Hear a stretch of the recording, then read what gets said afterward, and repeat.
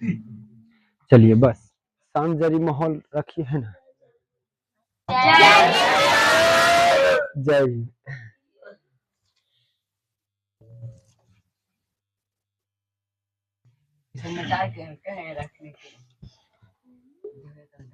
चलिए हम सभी पढ़ रहे हैं हिस्ट्री। क्या पढ़ रहे हैं?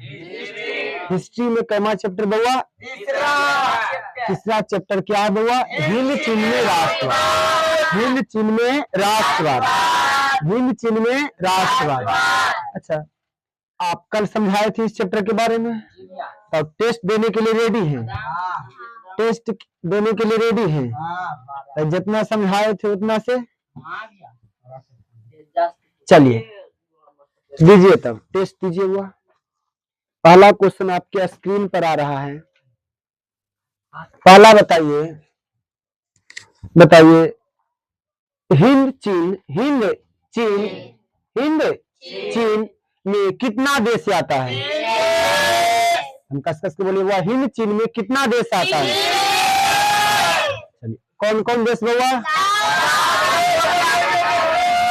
Laos, Cambodia, Laos, Cambodia, Laos, Cambodia, Laos, Cambodia, Laos, Cambodia. Number 3, तोकिन किसका क्षेत्र था? तोकिन और अन्नाम किसका क्षेत्र था? हाँ, तोकिन और अन्नाम किसका क्षेत्र था? वियतनाम का। किसका था? तोकिन और अन्नाम। तोकिन और अन्नाम, तोकिन और अन्नाम किसका क्षेत्र था? वियतनाम। वियतनाम। अगला क्वेश्चन, वियतनाम पर किस देश की संस्कृति और सभ्यता दिखलाई पड़ता है? कौन सा देश का? चीन। वियतनाम पर किस देश की संस्कृति और सभ्यता दिखलाई पड़ता है? चीन देश की। जबकि लाओस और कंबोडिया पर किस देश की संस्कृति और सभ्यता देखी? भारत देश की। कौन सी देश की? भारत देश की। बताइए हिंद चीन, जो हिंद चीन हुआ कौन सा क्षेत्र में पड़ता है? दक्षिणी और दक्षिणी पूर्व एशिया ना, दक्षिणी पूर्व एशिया। कौन सा एशिया हुआ? दक्षिण पूर्व एशिया में। दक्षिण पूर्व एशिया में इसका एरिया लगभग कितना है? 2.80 लाख वर्ग किलोमीटर। लाख वर्ग किलोमीटर। लाख वर्ग किलोमीटर या लगभग 3 लाख वर्ग किलोमीटर। 3 लाख वर्ग किलोमीटर। 3 लाख वर्ग किलोमीटर। 3 लाख वर्ग किलोमीटर। अगला क्वेश्चन, 3 लाख वर्ग किलोमीटर। 3 लाख वर्ग किलो, 3 लाख वर्ग किलोमीटर, 3 लाख वर्ग किलोमीटर। अगला क्वेश्चन, चलिए अगला क्वेश्चन क्या हो सकता है बताइए। अंकोर 12वीं शताब्दी में, 12वीं शताब्दी में भारत का एक राजा था। उस राजा का नाम क्या था? सूर्यवर्मा द्वितीय। सूर्यवर्मा द्वितीय। ये क्या बनाया था? मंदिर। ये क्या बनाया था? मंदिर। इस मंदिर का नाम क्या? अंकोर वाटिका मंदिर। अंकोर वाटिका मंदिर जो कहाँ है? कंबोडिया में। अंकोर वाटिका मंदिर कहाँ है? कंबोडिया में। अंकोर वाटिका मंदिर कहाँ है? कंबोडिया। अंकोर वाटिका मंदिर कहाँ है? कंबोडिया। इस मंदिर में किसका मूर्ति है? विष्णु का। चलिए चलो अगला क्वेश्चन हुआ, इतना तक ही शायद हुआ था ना, इतना ही तक ही हुआ था। आखिर इतना में पता चला था हमको आखिर चैप्टर का नाम हिंद चीन क्यों पड़ा? हिंद चीन क्यों पड़ा? तो वह इसके आधे देश पर हिंदुस्तान देश की संस्कृति और सभ्यता दिखलाई पड़ता है, जबकि आधे देश पर चीन देश की संस्कृति और सभ्यता दिखलाई पड़ता है। इसमें इस देश का मतलब इस चैप्टर का नाम क्या पड़ा? हिंद चीन। अब यहाँ पर कल पढ़े थे कि बुआ यहाँ पर आया, बहुत सारा लोग व्यापार के उद्देश्य से आया। कहाँ आया? जैसे भारत में आया था पुर्तगाल देश, पहली बार कौन आया था? पूछेगा परीक्षा में कि भारत में आने वाला प्रथम व्यापारी कौन था? पुर्तगाल। पुर्तगाल जिसे कौन आया था? Vasco D gamma. इसी प्रकार हिंद चीन में कहा हुआ? हिंद चीन में ही पहुंचने वाला प्रथम व्यापारी पुर्तगाल था। कौन था? पुर्तगाल ही था। कौन था? पुर्तगाल। लेकिन फिर वो चला गया, फिर क्या हो गया? फ्रांसीसी आया। क्या आया? फ्रांसीसी। लेकिन वह छोड़ने को नाम नहीं ले रहा है, और वह एक कॉलोनी बनाकर रहने लगा है। कैसा बनाकर? कॉलोनी बनाकर, इसलिए वह फ्रांसीसी नागरिकों को कोलोन कहा गया। क्या कहा गया? हम पूछेगा हिंद चीन में बसने वाले फ्रांसीसी नागरिकों को क्या कहा जाता? क्या कहा जाता? कॉलोनी बनाकर रहता था। कैसा बनाकर? अब हुआ क्या? हिटलर ने आक्रमण कर दिया फ्रांस पर, तो फ्रांस का राजा है जो हिंद चीन में बस रहा था फ्रांसीसी, उसे क्या कर लिया? बुला लिया। किस लिए बुला लिया? कि अपना देश सुरक्षित नहीं है, दूसरा पर क्यों कब्जा करे? तो याद आता है। उसके बाद टुभक मारता है कौन? जापान। कौन मारता है? जापान। जापान मारता है। अब जब स्वतंत्र हिटलर से जीत लेता है, मतलब हिटलर जब लड़ाई खत्म हो जाता था, फिर वो फ्रांस कहाँ आता है? हिंद चीन में। कहाँ आता है? हिंद चीन में। अब जापान को सभी देश घेर लेता है, उस पर परमाणु बम गिरा देता है। जो परमाणु बम गिराया था ना, द्वितीय विश्व युद्ध में गिराया था, तो फिर हट गया। फिर फ्रांसीसी का प्रभुत्व हो गया। किसका हुआ? प्रभुत्व। ओ फ्रांसीसी मांगता तोकिन क्षेत्र। कौन सा क्षेत्र मांगता है? धीरे धीरे वह पूरा तोकिन से मांगता है, धीरे धीरे तोकिन से वो एक बड़ा क्षेत्र क्या कर लेता है? फैला लेता है। कौन? फ्रांस। कौन सा देश? अब यहाँ पर नायक के रूप में एक व्यक्ति का नाम है हो ची मिन। कौन ऐसा व्यक्ति हुआ? हो ची मिन, जो रूस देश से, कौन सा देश से? रूस देश से शिक्षा ग्रहण करता है। कौन सा देश से? रूस देश से। क्योंकि जानते हैं रूस कैसा देश है? समाजवादी अर्थव्यवस्था है। अब तो बताओ, समाजवादी यानी समाज के बारे में सोचेगा। किसके बारे में सोचेगा? समाज के बारे में। समाजवादी का समझते हैं, समाज के बारे में सोचना।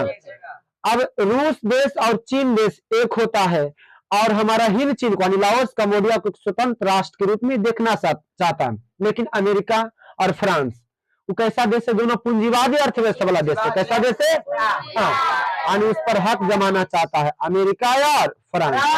इसमें दो देश विलन के रूप में जानेंगे, फ्रांस और अमेरिका। और जो समाजवादी रूप में देखेंगे चीन और रूस। चीन और रूस ना। चलो, तो यहाँ तक अब देखिए, यहाँ तक पढ़ लिए थे। अब चलिए आगे निकालिए, वो बुक निकालिए। पेज नंबर कितना होगा? यहाँ तक पढ़ चुके थे, पेज नंबर 45। टॉपिक है व्यापारिक कंपनियों का आगमन और फ्रांसीसी का प्रभुत्व। ये कैसे व्यापारी, कौन कौन से व्यापारिक कंपनियां आया? कहाँ आया? हिंद चीन में। लेकिन कौन वो व्यापार किया और चला गया, और कौन अपना शक्ति को, अपने वर्चस्व को कायम रखा? कौन सा देश था? तो फ्रांस था। कौन था? अब देखिए, इसके बारे में पढ़ेंगे, कौन कौन पहले व्यापारी आया, अब कौन चला गया, देखते हैं। चलो देखिए,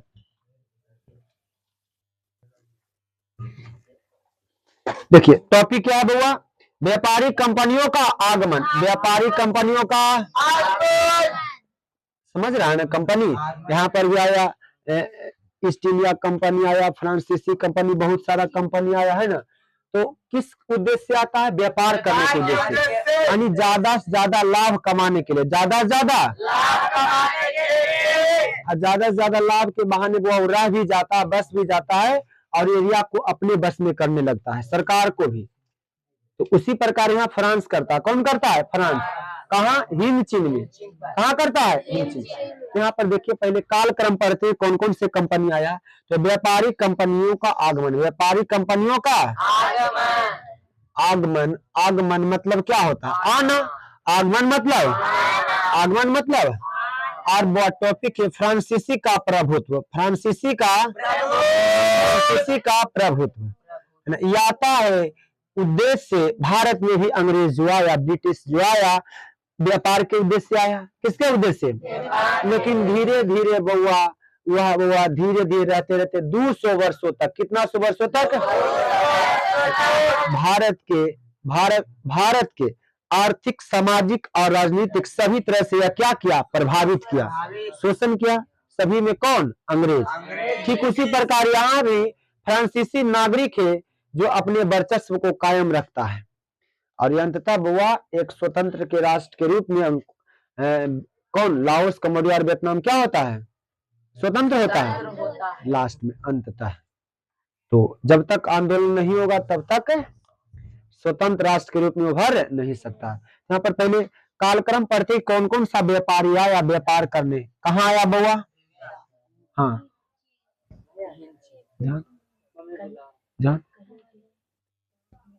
हिंद चीन में। कहाँ? चलिए समझिए, हला नहीं कीजिए। देखिए 1498 ईस्वी में वास्को डी गामा ने भारत से जुड़ने की चाह में जब समुद्री मार्ग ढूंढ निकाला तब पुर्तगालियों की ही पहली व्यापारी थे। पुर्तगाल ही पहले व्यापारी थे। तो परीक्षा में पूछेगा, है ना, परीक्षा में पूछेगा पहला क्वेश्चन, भारत पहुंचने वाला प्रथम व्यापारी कौन था? पुर्तगाल देश नहीं, भारत पहुंचने वाला, भारत पहुंचने वाला प्रथम व्यापारी कौन है बउआ? व्यापारी कौन है बुआ? पुर्तगाल देश है। अब पुर्तगाल के रूप में कौन है? Vasco D gamma. Vasco D gamma जो भारत कब आया बउआ? जो भारत कब आया? 1498 ईस्वी। 1400 आगे जो भारत के साथ साथ दक्षिण पूर्व एशियाई देशों से जुड़े थे और 1510 ईस्वी मलक्का को व्यापारिक केंद्र बना लिया। किसको बना लिया हुआ? मलक्का को व्यापारिक केंद्र। किसको बना लिया हुआ? मलक्का क्षेत्र को। मलक्का क्षेत्र कौन सा क्षेत्र को हुआ? मलक्का क्षेत्र को क्या बना लिया? व्यापारिक केंद्र। व्यापारिक केंद्र। व्यापारिक कब बना लिया? 1510 ईस्वी में। 1510 ईस्वी में इन चीनी देशों के साथ व्यापार शुरू किया था। उसके बाद स्पेन आया। कौन आया? कौन आया बुआ? स्पेन आया। उसके बाद डच आया, नीदरलैंड वाला। उसके बाद इंग्लैंड आया और फ्रांसीसी का आगमन हिंद चीन में। कहा? पहले बुआ पहले पुर्तगाल आया। पहला कौन आया? देखो कार्यक्रम हम पढ़े। पहला देश कौन आया? पुर्तगाल। उसके बाद हुआ स्पेन। स्पेन के बाद डच। डच किसको बोलते हैं? नीदरलैंड। डच किसको बोलते हैं? डच किसको बोलते हैं? नीदरलैंड। नीदरलैंड आया। कौन सा देश आया? नीदरलैंड। भारत में भी नीदरलैंड। उसके बाद फ्रांसीसी। कौन आया बुआ? हिंद चीन में। चलो कहाँ हुआ? तो हिंद चीन का आगमन हुआ। लास्ट में किसका आगमन हुआ? और जो लास्ट में आगमन हुआ और लास्ट से ही गया हिंद चीन बुआ। हिंद चीन में कहा? क्या समझे कि वो लास्ट में आया, गया भी लास्ट में, यानी सब छोड़ छाड़ के चल गया, लेकिन ये फ्रांसीसी नहीं गया। चलिए क्या हुआ? अब तक रहेगा? बताइए। अब तो स्वतंत्र देश के रूप में लाओस, कंबोडिया, वियतनाम।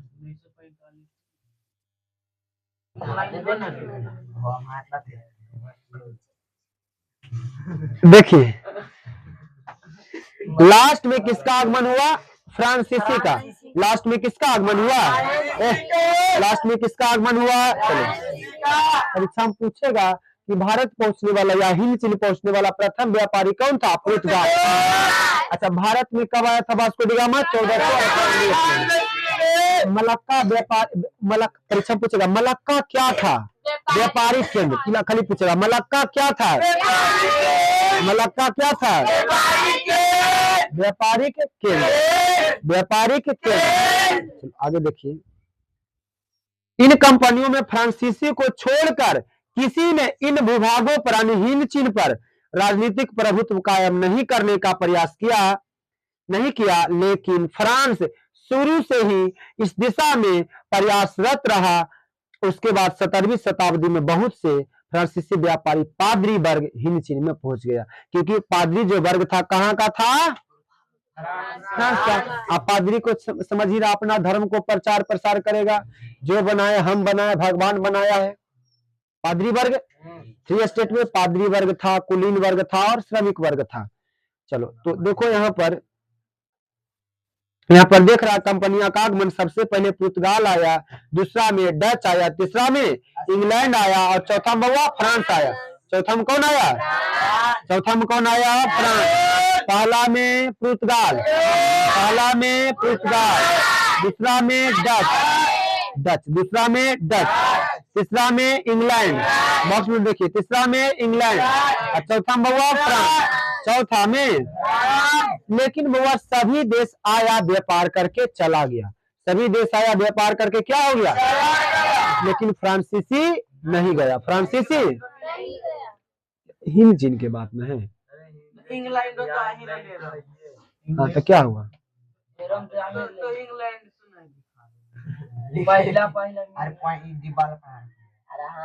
चलिए देखो आगे सुनो। तो कालक्रम नहीं पूछेगा, इला खाली प्रथम पूछेगा तुझसे बुआ कि प्रथम आने वाला हिंद चीन में भी और भारत में भी आने वाला प्रथम व्यापारी कौन था? पुर्तगाल था। पुर्तगाल था। दूसरा में पूछेगा तो डच बताएंगे। दूसरा में कौन है? डच। तीसरा में ब्रिटिश और चौथा में फ्रांसीसी। चौथा में आगे देखिए पैराग्राफ चेंज, ये वाला मेन है हुआ बॉक्स वाला। आगे देखिए सन 1747 ईस्वी के बाद से ही फ्रांस अन्नाम में रुचि लेने लगा। चलिए अन्नाम बताइए, अन्नाम याद रहा है कौन सा हुआ? अन्नाम। बताइए अन्नाम किसका क्षेत्र है? वियतनाम देश का है। किसका देश हुआ? वियतनाम देश का ही क्षेत्र है अन्नाम। अब परीक्षा में पूछेगा अन्नाम किसका क्षेत्र है? अन्नाम किसका क्षेत्र है?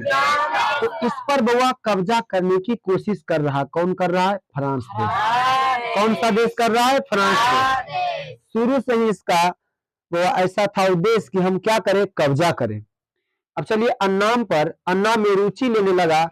फिर 1787 ईस्वी में चीन के शासक के साथ उसे संधि का मौका मिला, लेकिन अभी तक फ्रांसीसी अपनी ताकत का प्रभुत्व नहीं जमा पाए थे।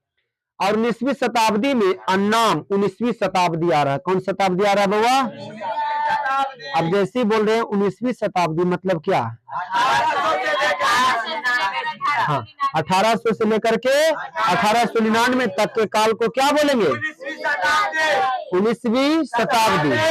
अन्नाम चीन में फ्रांसीसी पादरियों की बढ़ती गतिविधियों के विरुद्ध उग्र आंदोलन हो रहे थे। अब देखो अब जब ज्यादा फ्रांसीसी हो रहा था पादरी वर्ग, तो वियतनाम शुरू से भी आंदोलन कर रहा था, लेकिन सफल नहीं हो रहा था। सफल हो रहा था अभी तक जितना भी 2 चैप्टर पढ़े वो अगर नागरिक स्पेशल रूप से अगर आंदोलन कर रहा था, सफल नहीं हो रहा। कब तक नहीं हो रहा? जब तक कोई नायक नहीं आया है, कोई राष्ट्रवादी व्यक्ति जब तक नहीं आया, जब तक आंदोलन सफल हुआ है। तो यहाँ पर भी शुरू से हो रहा था आंदोलन, लेकिन सफल नहीं हो रहा था। सफल हाँ तो देखिए अन्नाम के सैन्य बल पर संधि के लिए बाध्य किया गया। उसके अगले वर्ष कंबोडिया भी संरक्षण में ले लिया गया और 1783 ईस्वी में तोकिन में फ्रांसीसी सेना का प्रवेश हुआ। इसी तरह 20वीं शताब्दी का आरंभ तक संपूर्ण हिंद चीन फ्रांस के क्या हो गया? अधीन हो गया, गुलाम बन गया, कब्जा कर लिया। कईवीं शताब्दी आते बउआ? हाँ 20वीं शताब्दी आते आते वह पूरा लाओस पर, पूरा कंबोडिया पर किसका प्रभाव हो गया? फ्रांस देश का। कौन सा देश का हुआ? 20वीं शताब्दी आते लाओस पर भी, कंबोडिया पर भी और वियतनाम पर भी। तीनों देश पर किसका कब्जा हो गया? फ्रांस का। किस देश का? चलिए इधर बोलिए, देख के बोलिए। भारत पहुंचने वाला प्रथम व्यापारी कौन है? और उसको क्या नाम है? Vasco D gamma. कब आया? मलक्का एक प्रकार का क्या है? व्यापारी। और मलक्का को व्यापारिक केंद्र कब बनाया गया?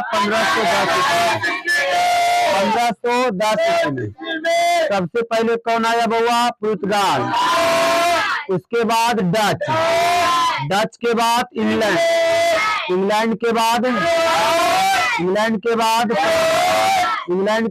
फ्रांस। आएगा तो पहला कौन है? पुर्तगाल, दूसरा डच, डच को क्या बोलेंगे? नीदरलैंड, डच को क्या बोलेंगे? नीदरलैंड। और बउआ इंग्लैंड, और क्या है? फ्रांस, और क्या है? फ्रांस।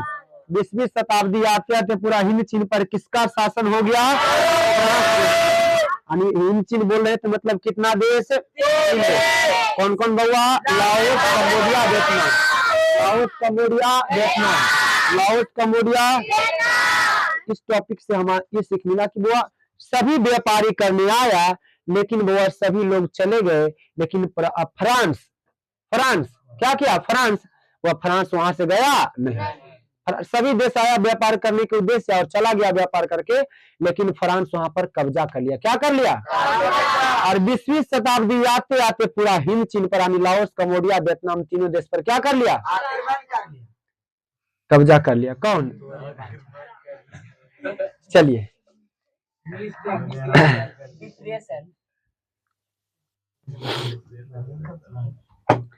चलिए यहाँ पर देखिए आगे, फ्रांस द्वारा उपनिवेश स्थापना का उद्देश्य। अब चलिए यहाँ पर क्या है टॉपिक कि फ्रांस जो उपनिवेश, उपनिवेश मतलब एक देश दूसरे देश पर जाके कब्जा कर। हाँ, वह उपनिवेश का अर्थ हुआ, उपनिवेश मतलब दूसरा देश पर क्या करना? कब्जा करना। अच्छा, उपनिवेश का अगर कोई भी देश अब जहां पर अच्छा पैदावार नहीं हो रहा है, जहां पर संसाधन की कमी है, तो उस देश पर कोई कब्जा कर सकता है। जैसे जैसे ब्रिटेन आया, ब्रिटिश सरकार आया, तो वह यहाँ पर पैदावार ज्यादा था, यहाँ सूती वस्त्र अच्छा हो रहा था, पैदावार हो रहा था, यहाँ पर मसाला बहुत अच्छा विभिन्न तरह से मिल रहा था, जलवायु यहाँ पर ठीक था। सरकार ने कब्जा किया, तो जब तक तो किसी को भी कब्जा करना उद्देश्य होता है। क्या होता है? कर रहे हैं तो पहले हमको लाभ होना चाहिए। तो फ्रांसीसी का भी क्या था? यह उद्देश्य था कि आखिर क्यों किया। तो यहाँ पर पढ़ेंगे, देखिए फ्रांस का उपनिवेश स्थापना का उद्देश्य। इतना हो गया क्लियर। तो भारत पहुंचने वाला प्रथम व्यापारी पुर्तगाल, और हिंद चीन भी पहुंचने वाला प्रथम व्यापारी पुर्तगाल। मलक्का एक प्रकार का क्या है? व्यापारी।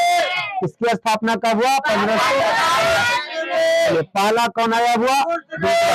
दूसरा में डच, डच को ही क्या बोलेंगे? नीदरलैंड। उसके बाद इंग्लैंड, लास्ट में आया फ्रांस, लास्ट में आया कौन आया? फ्रांस। और लास्ट में गया भी, लास्ट में गया, सब चल गया लेकिन ही रह गया, रह गया ना। अब इसका उद्देश्य क्या था? इसका उद्देश्य उपनिवेश स्थापना का उद्देश्य, उपनिवेश स्थापना का किसका उद्देश्य? फ्रांस देश का।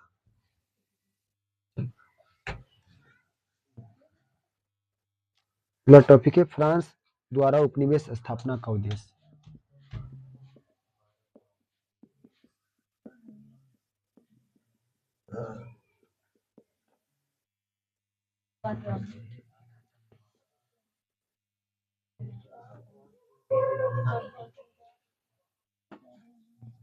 कल से पानी भर के रखिएगा, समझ गए ना।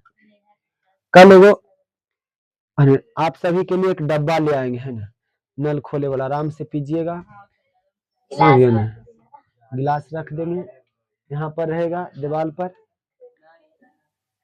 समझ गए ना, समझ गए। सब बच्चे लाश रहेगा, एक एक बैच में एक एक ले आना है पानी और अपने से भर के पीजिएगा, है ना।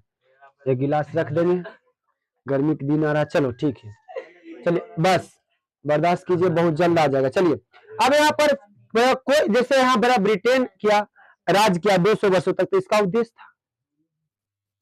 था ना। अब यहाँ पर अंग्रेज आया, नील की खेती करवाया भारतीय किसान से, पढ़ेंगे चौथा चैप्टर में। चंपारण के लिए किया, त्रिकठिया प्रथा को लाया, और सूती वस्त्र के लिए, समझ गया ना। तो बहुत सा ऐसा। उसी प्रकार फ्रांस को भी हिंद चीन में आखिर उद्देश्य क्या था? उद्देश्य देखते हैं, देखो। तो फ्रांस द्वारा हिंद चीन को अपना उपनिवेश बनाने का प्रारंभिक उद्देश्य डच एवं ब्रिटिश कंपनियों के व्यापारिक प्रतिस्पर्धा का सामना करना था। समझ रहा ना, प्रतिस्पर्धा मतलब होड़, हम आगे रहेंगे, हम आगे रहेंगे। तो ये बउआ, ये कामना, ये क्या सती प्रथा यहाँ पर पढ़ना है। जिंदा जब पुरुष मर गया, जिंदा महिला को जला रहा है। समझ गया ना? मनुस्मृति। चलो ये देखो,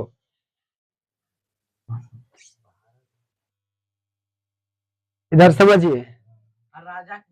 फ्रांस द्वारा उपनिवेश स्थापना का उद्देश्य, फ्रांस द्वारा उपनिवेश स्थापना का सब उपनिवेश का उद्देश्य जो था, पहले प्रतिस्पर्धा को बढ़ाना। अब देखो कि हम उस पर अटैक करेंगे, हम उस पर कब्जा करेंगे, मतलब इससे लोग अच्छी हो रहा था।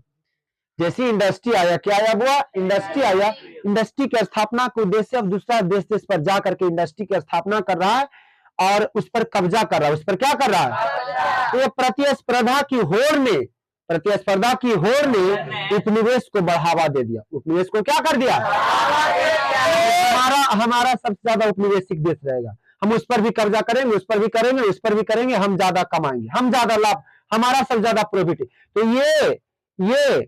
ये कारण, पहला कारण था। तो प्रतिस्पर्धा को बढ़ावा देना ही तो उपनिवेश का मतलब क्या हो? उपनिवेश बना। देखो तो क्या करा कि फ्रांस द्वारा हिंद चीन को अपना उपनिवेश बनाने का प्रारंभिक उद्देश्य डच मतलब नीदरलैंड, ब्रिटिश मतलब ब्रिटेन कंपनियों के व्यापारिक प्रतिस्पर्धा को सामना करना था। भारत में फ्रांसीसी कमजोर पड़ रहे थे। भारत में फ्रांसीसी क्या पड़ रहे थे? चीन में उनकी व्यापारिक प्रतिद्वंदता मुख्य रूप से इंग्लैंड से था। अतः सुरक्षात्मक आधार के रूप में उन्हें हिंद चीन क्षेत्र उचित लगा। हिंद चीन क्षेत्र क्या लगा? किसको उचित लगा? किस देश को लगा? जहां खड़े होकर वे दोनों तरफ भारत एवं चीन को कठिन परिस्थितियों में संभाल सकते थे। दूसरे, औद्योगिकरण के लिए कच्चे माल की आपूर्ति उपनिवेशों से ही होती थी। जितना भी कच्चा मटेरियल मिल रहा था उपनिवेश देश से। किस देश से? जैसे भारत से भी सूती वस्त्र, वहां यहाँ पर मटेरियल कच्चा माल होता था, वहां पर लेके इंग्लैंड लेके चल रहा था, ब्रिटेन लेके चल रहा था ना, वहां पर महंगा भी। अब यहाँ पर मसाला ही शुरू बार आया वास्को डी गामा, तो मसाला आसान किस्तों में, आसान पैसों में खरीदा, वहां जाके क्या महंगा बेचा? क्या बेचा? तो यहाँ पर जो भी उपनिवेशिक देश होता कच्चा माल के लिए, किस या लोहा, या तो इस्पात के लिए हो, या अनाज के लिए हो, या समझ गए ना, इस्पात मतलब जितना भी धातु वस्तु है या धातु अधातु वाला हुआ, और किसमें आएगा? इस्पात में। चलिए आगे देखिए। दूसरे, औद्योगिकरण के लिए कच्चे माल की आपूर्ति उपनिवेशों से ही होती थी एवं उत्पादित वस्तुओं के लिए बाजार भी उपलब्ध होता था। बाजार भी क्या होता था? उपलब्ध। तीसरे, पिछले समाजों के सभ्य बनाना विकसित यूरोपीय राज्यों का स्वघोषित दायित्व था। फ्रांसीसियों ने प्रारंभिक शोषण व्यापारिक नगरों एवं बंदरगाहों से शुरू किया। अब देखो यहाँ पर शोषण करना स्टार्ट कर रहा कौन? फ्रांसीसी। पहला जो कर रहा प्रारंभिक शोषण व्यापारिक नगरों एवं बंदरगाहों से शुरू किया था। उसके बाद उन्होंने भीतरी ग्रामीण इलाकों में भी प्रवेश कर दिया। अब यहाँ ग्रामीण जो अंदर समाज में रह रहा लोग, उसको भी अब शोषण करना स्टार्ट कर दिया। कौन? फ्रांस। इलाकों में किसानों का शोषण करना शुरू कर दिया। तोकिन, जो वियतनाम का जो क्षेत्र था, तोकिन के जीवन का आधार लाल घाटी थी, जबकि कंबोडिया का मेगाम नदी का मैदानी क्षेत्र एवं कोचिन चीन का मेकांग, ये सभी जो नदी था का डेल्टा क्षेत्र था। चीन से सटे राज्यों में खनिज संसाधन कोयला की कमी नहीं था। टीन, जस्ता, ये सब इस्पात हुआ। टीन, जस्ता, टंगस्टन, क्रोमियम आदि मिलते थे। अब जिस देश में ये सब की कमी नहीं है तो बताओ इंडस्ट्री कमी पड़ेगा ना? ये सभी कच्चा माल है। किसी भी उद्योग को खड़ा करने में हमारा लोहा हो गया, टीन हो गया, जस्ता हो गया, क्रोमियम हो गया, ये सभी टंगस्टन, ये सभी आधार है। क्या है? आधार। देश को विकसित करने में सब आधार न है। इंफ्रास्ट्रक्चर मजबूत होगा इसी से, आधारित संरचना मजबूत होगा इसी से, इस्पात से, और बहुत सारा है। तो ये सभी वहां पर मिल रहा था हिंद चीन में। कहाँ मिल रहा था? किसको मिल रहा था? आसानी से मिल रहा था। चलो आगे देखिए, पहाड़ी इलाकों में रबर की खेती भी होने लगा था और मैदानी क्षेत्र में धान की खेती। तो अब चाहिए क्या, धान भी मिल रहा है, रबर भी मिल रहा है, फ्रांस को आसानी से अगर मिल रहा है तो बताओ छोड़ना चाहेगा? छोड़ना चाहेगा? नहीं। चलो आगे देखिए, पैराग्राफ चेंज। सर्वप्रथम फ्रांसीसियों ने शोषण के साथ साथ कृषि की उत्पादकता बढ़ाने के लिए नहरों का एवं जल निकासी का समुचित प्रबंध भी किया। अब देखो शोषण जो कर रहा है, अब देखो अंग्रेज यहाँ आया तो बताइए रेलवे लाइन भी बिछाया, एक अच्छा काम किया है। अब देखो यहाँ पर भी सर्वप्रथम तो बहुत सारा काम किया, लेकिन अपना उद्देश्य के लिए सर्वप्रथम, पहला उसका जो उद्देश्य होगा प्रथम होगा, उसके बाद हमसे भगाए तो हम सबका हो गया। चलिए तो यहाँ पर भी देखिए कि सर्वप्रथम फ्रांसीसी ने शोषण के साथ साथ कृषि की उत्पादकता बढ़ाने के लिए नहरों का एवं जल निकासी का समुचित प्रबंध किया और दलदली भूमि, दलदली समझते हैं, क्या समझते हैं? हम वो धस जाएंगे है ना, हम मिट्टी रहेगा, गीला रहेगा, वहां पर जाइएगा फंस जाइएगा, जितना छिटपिटाइएगा वह क्या हो जाएगा, धंसेगा। दलदली का नियम कि जितना इधर उधर निकलने की कोशिश कीजिएगा और क्या नीचे बैठते चले जाइएगा, और जितना शांत रहेगा उतना आसानी से क्या कर सकते हैं, निकालिएगा। शांत रहिएगा तो कोई दिक्कत नहीं है, और नहीं जाएंगे एकदम कुछ नहीं होगा, जितना छटपटाएगा ऐसे ऐसे हिलिए डुलेगा तो और नीचे चले जाएगा, समझ गया ना। और शांत रहेगा तो कोई दिक्कत नहीं है।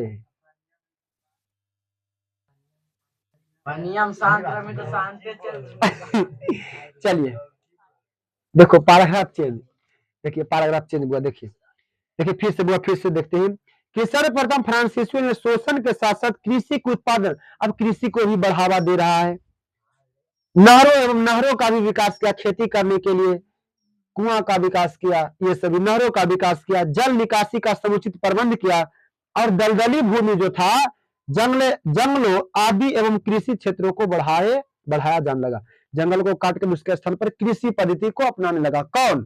फ्रांसीसी। इन प्रयासों का ही फल था कि 1931 ईस्वी में वियतनाम विश्व का तीसरा बड़ा चावल निर्यातक बन गया। इतना उत्पादन किया कि 1931 में, कब हुआ? पूरा वर्ल्ड का पूरा विश्व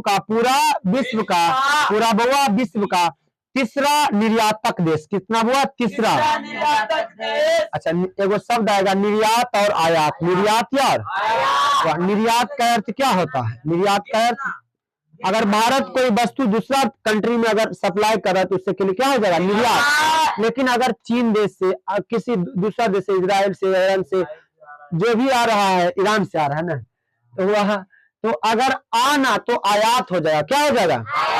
अगर दूसरा कंट्री से हमारा देश में आएगा तो हम आयात बोलेंगे। क्या बोलेंगे? आयात। क्या बोलेंगे? लेकिन अगर भारत कोई वस्तु दूसरा कंट्री में भेज रहा है उसके लिए निर्यात। क्या कर रहा है?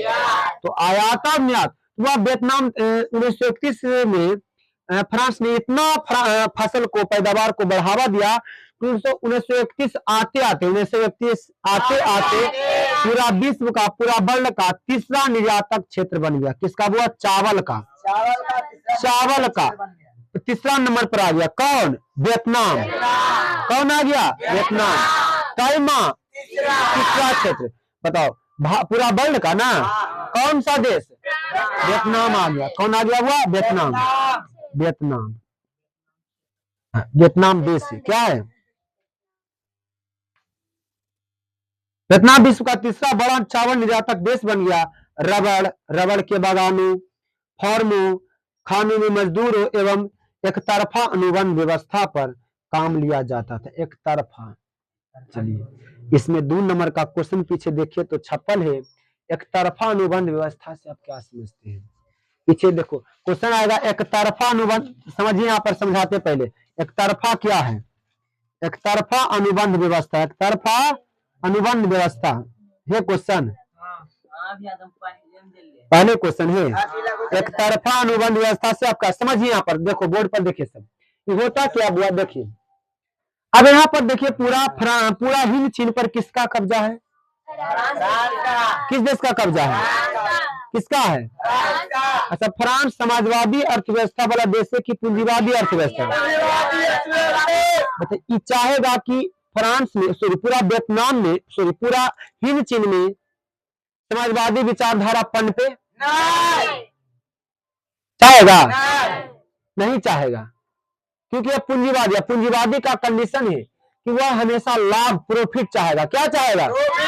प्रॉफिट चाहेगा। तो फ्रांस तो अब करता है, देखो एक तरफा पर क्या होता है कि वह काम करने वाला मजदूर, श्रमिक वर्ग, काम करने वाला मजदूर श्रमिक वर्ग जब काम करवाता है तब होता क्या है, अगर पूंजीवादी लोग, मतलब वो इंडस्ट्री में किसी भी जगह काम कर रहा है, तो वहां पर ये जो आम जनता लोग है, श्रमिक वर्ग है, पहला वह विरोध नहीं कर सकता। पहला वह विरोध उसके साथ सही हो रहा है कि गलती हो रहा है, गलती होने के बावजूद भी विरोध है, वह आंदोलन नहीं कर सकता, आंदोलन नहीं कर सकता है। और वो और इसको किसी भी तरह से विशेषाधिकार नहीं मिलेगा। विशेषाधिकार माने कि एक तरफा, माने एक तरफ का अधिक विशेषाधिकार है, एक तरफ को नहीं है। नहीं है तो क्या एक तरफा न बोलेंगे? एक तरफा न बोलेंगे, क्या बोलेंगे? यानी आंदोलन करना चाहेगा लेकिन आंदोलन नहीं कर सकता है। कर सकता है? कर सकता है? नहीं कर सकता है। अगर 20 आवर काम कर रहा है, अगर पैसा मांगेगा तो उतना उसके अनुसार नहीं मिलेगा। तो इस व्यवस्था को ही क्या बोलेंगे? एक मतलब एक तरफ, मतलब तरफ अनुबंध व्यवस्था, यानी एक तरफ को अधिक व्यवस्था सुख सुविधा प्रदान किया जा रहा है, एक तरफ को नहीं। एक तरफ को वो अधिक बढ़ावा दिया जा रहा है, एक तरफ को नहीं। एक तरफ को बोलने का अधिकार है, एक तरफ को नहीं। इस व्यवस्था को ही क्या बोलेंगे? एक तरफा अनुबंध व्यवस्था। अब किस पर लागू हुआ भैया? तो किसानों और मजदूरों पर। किसानों और परीक्षा पूछेगा एक तरफा अनुबंध व्यवस्था किसके लिए आया था? मजदूरों के लिए। इसी हुआ कि बोलने का न अधिकार था, न आंदोलन करने का अधिकार है, न राजा के विरोध में आंदोलन कर सकते हैं। तो कह सकते हैं इस जो सिस्टम था एक तरफा था। कैसा था? समझा? किन पर लागू हुआ? किसानों और मजदूरों पर। किसानों और परीक्षा में पूछेगा एक तरफा अनुबंध व्यवस्था किस पर लागू हुआ? किसानों या मजदूरों पर। वह विरोध नहीं कर सकता सरकार के खिलाफ, अगर उसके साथ गलत भी हो रहा तो वह नहीं आंदोलन कर सकता है। तो इस सिस्टम को ही क्या कहा गया? एक तरफा अनुबंध। अच्छा, कौन लाया था? फ्रांस लाया था। कहाँ के लिए लाया था? हिंद चीन में बसने वाले किसानों और मजदूरों पर। किसानों और मजदूरों के लिए। हाँ चलिए, अब देखो यहाँ पर आगे देखिए,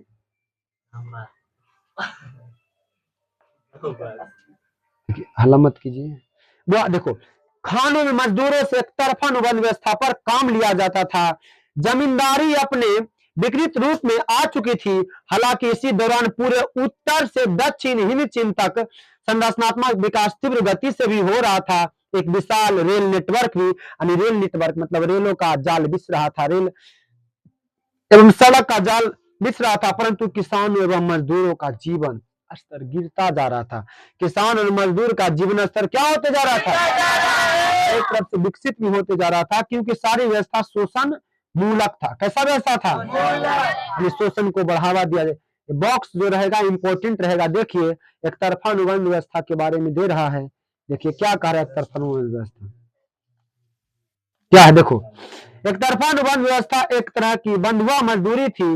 वहां मजदूरों का कोई अधिकार नहीं था, जबकि मालिक को असीमित अधिकार प्राप्त था। समझे? सिंपल वही बात है कि किसी एक वर्ग को अधिक विशेषाधिकार प्राप्त है, किसी एक वर्ग को विशेषाधिकार प्राप्त नहीं है। इस सिस्टम को ही क्या बोलेंगे? एक तरफा अनुबंध व्यवस्था। अब यहाँ पर आज का ही देखो, हिस्ट्री से सीख लेंगे। आज भी देखो, एक बच्चा है जो सरकार के विरोध में बोलता है तो उस पर FIR हो जाता। क्या हो जाता है? यानी कि हमारा कॉन्स्टिट्यूशन FIR केस हो गया, उस पर क्या हो गया? केस हो गया। क्या कर देता है? केस। तो गलत न कर, समझ गए ना? बताइए, यानी सरकार के विरोध में हम आंदोलन नहीं कर सकते हैं, नहीं तो आप जेल में जा सकते हैं।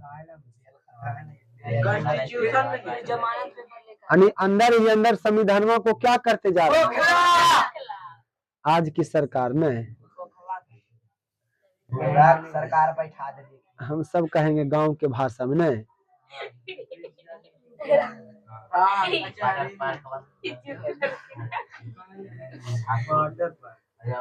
चलिए हल्ला मत कीजिए। चलिए तो एक तरफा न्याय व्यवस्था समझ गया, समझा? आगे देखिए पैराग्राफ चेंज पैराग्राफ चेंज। जहां तक शिक्षा का प्रश्न था, किसका प्रश्न था? यहाँ भी शिक्षा। देखो शिक्षा क्या है? अब तक परंपरागत स्थानीय भाषा अथवा तो ज्यादा हल्ला कर रहा है तो सब हुआ। जहां तक शिक्षा का प्रश्न था, अब तक परंपरागत स्थानीय भाषा अथवा चीनी भाषा में शिक्षा पा रहे लोगों अब फ्रांसीसी भाषा में शिक्षा दी जाने लगी। देखो पहले तो हिंद चीन में था, पूरा चीनी भाषा यानी कि चीनी तरह से भाषा से क्या दे रहा था? शिक्षा दिया जा रहा था। अब फ्रांस जैसी आया, अब अपनी भाषा फ्रेंच भाषा को जबरदस्ती उसमें डालने का प्रयास कर रहा है। फ्रेंच भाषा, कौन सी भाषा? कौन सी भाषा बउआ? कौन सी भाषा? ऐसे जब फ्रांस का प्रभुत्व नहीं था तो हिंद चीन में चीनी भाषा से शिक्षा प्रदान किया जा रहा था। कौन सी भाषा से? चीनी। लेकिन बउआ जैसे आया फ्रांस तो अपना अब शिक्षा जारी कर रहा है कि हमें देंगे शिक्षा, हमारा भाषा सीखेगा हिंद चीन वाला। तो गलत न करेगा? गलत कर रहा है। यहाँ पर कर रहा है, देखिए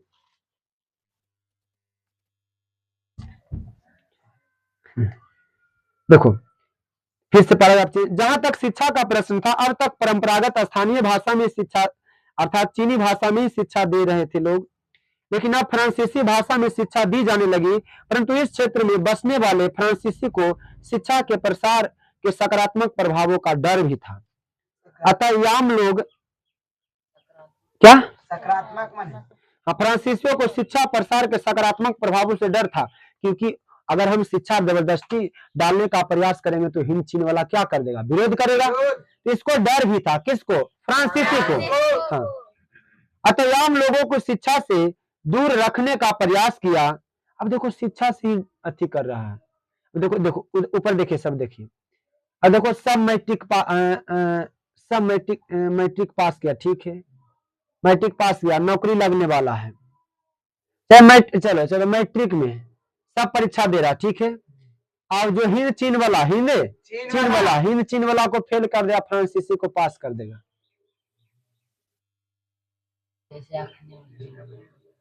समझ गया ना? तो यहाँ पर देखो शिक्षा से ही दूर रखा जाता है, रख रहा है कौन? फ्रांसीसी। अब शिक्षा से ही दूर रखेगा तो आगे पढ़ाई कर पाएगा, और जब पढ़ाई नहीं कर पाएगा तो अच्छा से जान पाएगा कि हमारा देश कैसे गुलाम है, क्यों है, नहीं जान पाएगा। तो ऐसा ही कौन कर रहा है? फ्रांसीसी। हिंद चीन वाला बच्चा पढ़ रहा है, उसको पढ़ ही नहीं दे रहा है, पढ़ रहा ठीक है, उसके बाद मैट्रिक गया फेल कर दिया, आगे पढ़ाई जारी कर सकेगा? उसको नौकरी लगेगा? तो यहाँ पर उसे दूर रखने की कोशिश कर रहा कौन? फ्रांसीसी। यहाँ पर देखो प्रयास किया जाने लगा। इसके लिए स्कूल का अंतिम साल के परीक्षा में प्राय अधिकतर स्थानीय बच्चों को फेल कर दिया जाता था। हिंद चीन वाला, वियतनाम वाला, लाओस कम्बोडिया वाला बच्चा पढ़ता था, वियतनाम वाला, और उसको फेल कर देता था। फ्रांसीसी वाला को पास करते, बताओ नौकरी लग पाएगा? जब नौकरी नहीं लग पाएगा तो अपना आवाज को बुलंद कर पाएगा? यहाँ पर ही फेल कर रहा है हिंद चीन वियतनाम वाला को। ये कौन कर रहा है ऐसा? फ्रांसीसी कर रहा है।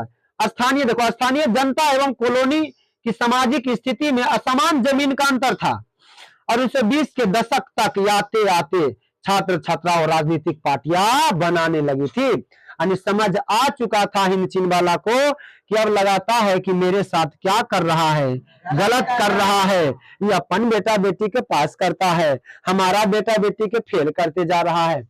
बताओ उसके बेटा बेटी खाली पढ़ेगा, हम सब का ना है। तब 1920 आते आते बउआ हिंद चीन यानी वियतनामी लोग बउआ आंदोलन एक संगठन छोटा छोटा संगठन बनाना क्या कर देता है, स्टार्ट कर देता है। लेकिन अभी तक अभी नायक एंट्री नहीं हुआ है, नायक नहीं, एक लोग गुट बनाकर ही अपने में राजनीतिक पार्टियां बनाने लगे थे। चलो, हनोई विश्वविद्यालय का बंद किया जाना फ्रांसीसी शोषण का प्रकाष्ठा थी।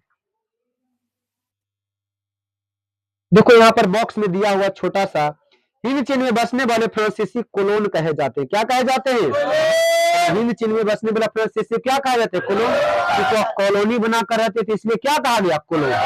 चलिए इधर देखिए, तो यहाँ पर देखिए, यहाँ पर दो देखिए, यहाँ पर सभी देश आया व्यापार के उद्देश्य से आया, पुर्तगाल भी आया, डच भी आया, फ्रांसीसी आया, ब्रिटेन, तो सभी देश चल गए, लेकिन फ्रांसीसी छोड़ने को नाम नहीं ले रहा है। धीरे धीरे बउआ अपना व्यापार को और प्रसार किया, और उसके बाद अब क्या कर देता है, वहां के किसानों और मजदूरों पर एक तरफा अनुबंध व्यवस्था ला देता है। कौन व्यवस्था? एक तरफा अनुबंध व्यवस्था की, है ना, उससे बोलने और आंदोलन करने का कोई अधिकार नहीं रहेगा, नहीं रहेगा। तो इस व्यवस्था को ही क्या कहा गया? एक तरफा अनुबंध व्यवस्था। और जबरदस्ती फ्रांस चाहता है, अपनी भाषा में शिक्षा देना चाहता है, फ्रांसीसी भाषा में, हिंद चीन वाला को, हिंद चीन वाला को। और देखो और क्या पढ़े कि लास्ट तक होते होते, अंतिम परिणाम होते होते उसे क्या कर दिया जाता है? फेल कर दिया जाता है। अब वियतनाम वाले लोग समझ चुके हैं और धीरे धीरे संगठन और आंदोलन करना क्या कर देते हैं? शुरू। कब 1920 ईस्वी, 1920 तक आते आते। अब चलिए यहाँ पर अगला टॉपिक है, हिंद चीन में राष्ट्रीयता का विकास। हिंद चीन में चलिए, इला पूछेगा परीक्षा में, बताइए, है ना, 1931 में पूरा विश्व में, है ना, चावल का तीसरा निर्यातक देश कौन बन गया था? वियतनाम। कौन बन गया था? वियतनाम, है ना। कैमा बउआ तीसरा क्षेत्र कब? 1931 ईस्वी में। बताइए किस फसल का? चावल का। चलिए, एक तरफा अनुबंध व्यवस्था किसके लिए लाया गया था? किसानों और मजदूरों के लिए, किसानों और मजदूरों के लिए, जहां पर किसी को अधिक विशेषाधिकार था और किसी को अधिक विशेषाधिकार प्राप्त नहीं था। इस पद्धति को ही क्या बोलेंगे? एक तरफा अनुबंध व्यवस्था, एक तरफा।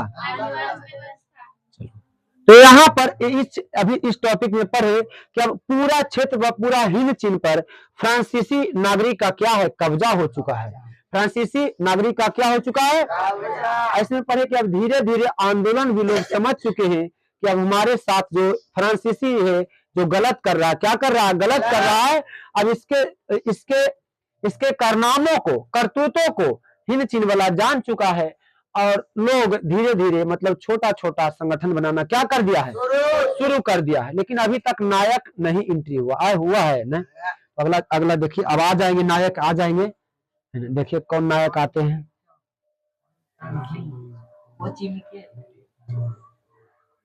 चलिए, हिंद चीन में राष्ट्रीयता का विकास।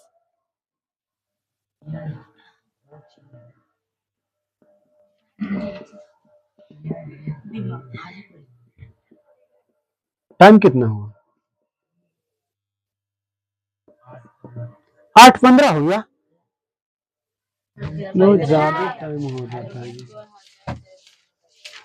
ऐसा कंडीशन में तो खत्म नहीं होगा तो जल्दी।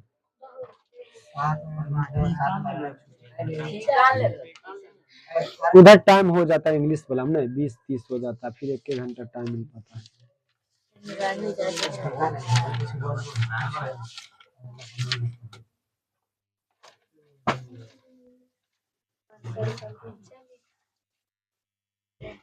तो कल पढ़ेंगे ये वाला। आज कौन दिन है? बृहस्पति। वो इस सप्ताह के अंदर, इस वीक के अंदर ये चैप्टर खत्म हो जाना चाहिए। हो जाएगा कि नहीं होगा?